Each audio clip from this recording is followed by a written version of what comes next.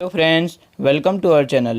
दोस्तों, हमारे द्वारा शुरू की गई एंशियंट हिस्ट्री की सीरीज की ये 18th वीडियो है। और दोस्तों, आज की इस वीडियो में मैं आपको Gaharwal dynasty, Chauhan dynasty, Chandel dynasty, Rashtrakuta dynasty और परमार डायनेस्टी के बारे में बताऊंगा। तो दोस्तों, मैं उम्मीद करता हूं कि आप इस वीडियो को लास्ट तक ज़रूर देखेंगे और इसे अपने ज़्यादा से ज़्यादा दोस्तों के साथ शेयर भी करेंगे। तो चलिए शुरू करते हैं। तो दोस्तों, शुरू करते हैं गहरवाल डायनेस्टी से। तो देखिए, जो ये गहरवाल डायनेस्टी थी, इसका फाउंडर चंद्रदेव था और उसकी कैपिटल वाराणसी थी। चंद्रदेव के बाद गोविंद चंद्र इस डायनेस्टी का अगला रूलर बना था और इस डायनेस्टी का सबसे फेमस रूलर जयचंद्र था। और देखिए, 1194 ईस्वी में 1194 में एक बहुत ही फेमस युद्ध भी हुआ था जिसका नाम था चंदावर का युद्ध। और इस युद्ध का नाम कई बार एग्जाम में पूछा भी जाता है। तो देखिए, जो ये चंदावर का युद्ध था, ये मोहम्मद गौरी और जयचंद के बीच ही हुआ था और इस युद्ध में जयचंद हारा था और मोहम्मद गौरी ने जयचंद को इस युद्ध के बाद मार भी दिया था। तो दोस्तों, गहरवाल डायनेस्टी के बारे में इतना ही था। तो अब जानते हैं चौहान वंश के बारे में। तो देखिए, इस डायनेस्टी का फाउंडर वासुदेव था और बाद में इसी डायनेस्टी के रूलर अजय राज ने अजमेर को भी इस्टेब्लिश किया था और उसे अपनी कैपिटल भी बनवाया था। और अजय राज के बाद उसका बेटा अर्णोराज रूलर बना था और अर्णोराज के बाद उसका बेटा विग्रहराज रूलर बना था और उसने हरिकेल नाम के एक संस्कृत नाटक को भी कंपोज किया था। इस नाटक की बहुत सी बातें अजमेर के अढ़ाई दिन का झोपड़ा जो एक मस्जिद है उसमें भी मिलती है। जो ये अढ़ाई दिन का झोपड़ा है, इसे कुतुबुद्दीन ऐबक ने बनाया था। तो देखिए, जो ये अढ़ाई दिन का झोपड़ा जहाँ पर बना है, वहाँ पर पहले विद्यालय था, लेकिन बाद में कुतुबुद्दीन ऐबक ने यहाँ पे एक मस्जिद बनवाई थी। तो देखिए, विग्रहराज के दरबार में एक फेमस बुक कथा सरित सागर के राइटर सोमदेव भी रहते थे। और इस डायनेस्टी का एक और महान रूलर था जिसका नाम था पृथ्वीराज थर्ड, जिसे पृथ्वीराज चौहान भी कहते हैं। और वो इस डायनेस्टी का लास्ट रूलर था और साथ ही पृथ्वीराज चौहान को राय पिथौरा भी कहते थे। पृथ्वीराज चौहान ने चंदेल वंश के रूलर परमादी देव को हराया भी था। और तो देखिए, जो पृथ्वीराज था, इसने 2 बार मोहम्मद गौरी के साथ युद्ध भी किया था। पहला तो था तराइन का प्रथम युद्ध जो कि 1191 ईस्वी में हुआ था। और इस युद्ध में, जो ये वाला तराइन का प्रथम युद्ध था, इस युद्ध में पृथ्वीराज चौहान ने मोहम्मद गौरी को हराया भी था। और फिर 1192 ईस्वी में दोबारा पृथ्वीराज चौहान और मोहम्मद गौरी के बीच युद्ध हुआ, लेकिन इसमें पृथ्वीराज चौहान हार गया था। इसे तराइन का द्वितीय युद्ध कहते हैं। और इस युद्ध के बाद पृथ्वीराज चौहान को बंदी भी बना लिया था और बाद में उसकी हत्या कर दी गई थी। तो देखिए, पृथ्वीराज चौहान का जो राजकवि था, उसका नाम चंद्रबरदाई था और उसने पृथ्वीराज चौहान के ऊपर एक बुक भी लिखी थी जिसका नाम था पृथ्वीराज रासो। तो दोस्तों, ये था चौहान वंश। तो चलिए, अब हम जानते हैं चंदेल डायनेस्टी के बारे में। तो दोस्तों, चंदेल डायनेस्टी का जो स्थापना थी, ये 9th सेंचुरी में हुई थी। और जो चंदेल डायनेस्टी थी, ये जेजाभुक्ति, जिसे आज बुंदेलखंड कहते हैं, वहाँ हुई थी इस डायनेस्टी की स्थापना। और इस डायनेस्टी का जो फाउंडर था वो नन्नुक था, यानी नन्नुक ने ही इस डायनेस्टी की स्थापना की थी। तो देखिए, जो ये नन्नुक था, उसकी कैपिटल खजुराहो थी और जो खजुराहो है, ये आज मध्य प्रदेश के छतरपुर ज़िले में है। और नन्नुक का ग्रैंडसन था जय सिंह, जिसे जेजा भी कहा जाता था, उसी के नाम पर इनके एरिया का नाम जेजाग भुक्ति था। और इस डायनेस्टी के ही एक रूलर यशोवर्मन ने खजुराहो के विष्णु मंदिर, जिसे चतुर्भुज मंदिर भी कहा जाता है, उसे बनवाया था। और ये क्वेश्चन कई बार एग्जाम में पूछा भी जा चुका है।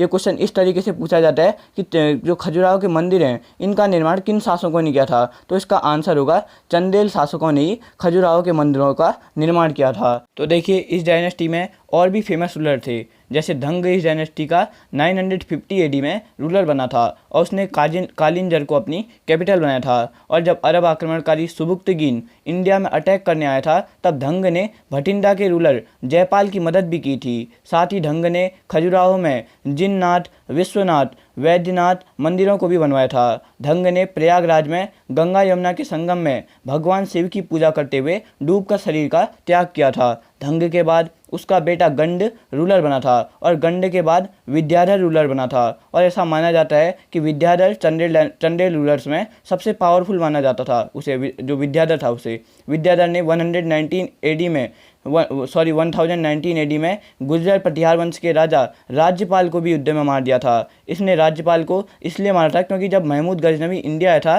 तो राज्यपाल उससे लड़ने के बजाय भाग गया था। और इस चंदेल डायनेस्टी का लास्ट जो रूलर था वो परमार्दी देव था। और 1203 एडी में कुतुबुद्दीन ऐबक ने कालिंजर पर अधिकार कर लिया था, जिससे जो चंदेल डायनेस्टी थी ये दिल्ली में मिल गई थी। तो दोस्तों ये था चंदेल वंश। तो अब हम जानते हैं राष्ट्रकूट डायनेस्टी के बारे में।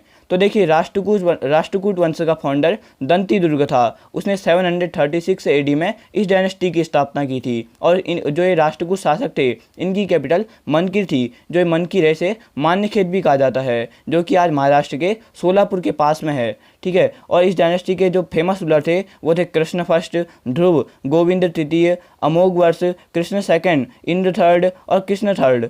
ठीक है। तो देखिए जो ये कृष्ण प्रथम था उसने महाराष्ट्र के औरंगाबाद में स्थित एलोरा के कैलाश मंदिर को भी बनवाया था। और जो ध्रुव था वो राष्ट्रकूट डायनेस्टी का पहला ऐसा रूलर था जिसने कन्नौज पर अधिकार करने हेतु त्रिदलीय संघर्ष, जिसे त्रिपक्षीय संघर्ष भी कहा जाता है, उसमें हिस्सा लिया था। और उसमें गुर्जर प्रतिहार वंश के रूलर वत्सराज और पाल वंश के रूलर धर्मपाल को भी हराया था। तो दोस्तों अभी मैंने त्रिदलीय या त्रिपक्षीय संघर्ष की बात करी थी। तो देखिए त्रिपक्षीय संघर्ष क्या था, ये भी आपको पता होना चाहिए। तो हर्ष के शासनकाल के बाद जो कन्नौज था वो बहुत ही अहम हिस्सा बन गया था, इसलिए सभी बड़े रूलर उस पर कब्जा करना चाहते थे। इसलिए 3 बड़ी डायनेस्टीज थी, वंश थे, जैसे गुर्जर प्रतिहार वंश था, पाल वंश था और राष्ट्रकूट वंश था। इन लोगों ने कन्नौज पर अधिकार करने के लिए लगभग 200 सालों तक संघर्ष करा था। तो इसी को त्रिदलीय त्रिपक्षीय संघर्ष कहा जाता है। तो देखिए ध्रुव के अलावा गोविंद थर्ड ने भी त्रिपक्षीय संघर्ष में भाग लिया था और उसने पाल डायनेस्टी के रूलर धर्मपाल और गुर्जर प्रतिहार डायनेस्टी के रूलर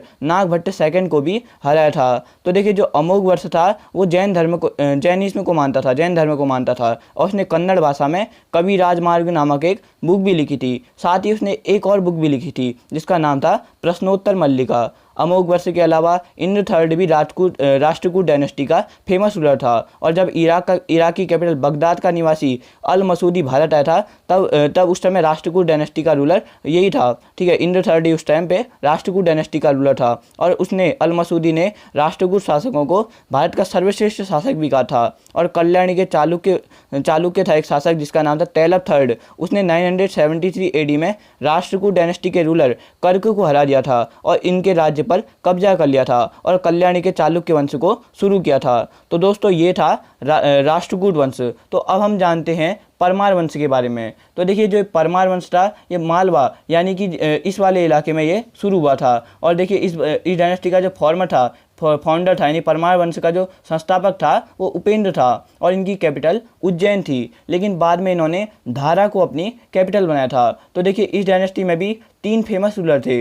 एक तो था श्री हर्ष, फिर थे वाकपति मुंज जिसे मुंज भी कहते हैं, और राजा भोज। तो देखिए जो श्री हर्ष थे इन्होंने नैषधीय चरित्र नामक एक बुक भी लिखी थी और श्री हर्ष को सियक भी कहते थे। और जो मुंज था जिसे वाकपति मुंज भी कहते हैं उसके टेन्योर में ही इस डायनेस्टी का सबसे ज़्यादा एक्सपेंशन हुआ था।